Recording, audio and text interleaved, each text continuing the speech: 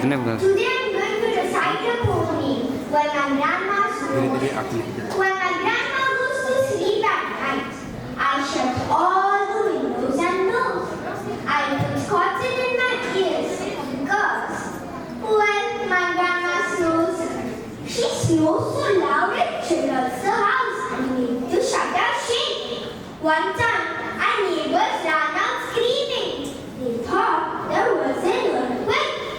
Another time, she snores so loud that her ears and nose almost fled. Now, everyone runs for cover when my grandma goes to bed.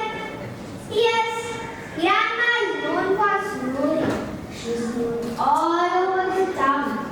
Even power saws and freight trains tell my grandma to pipe down.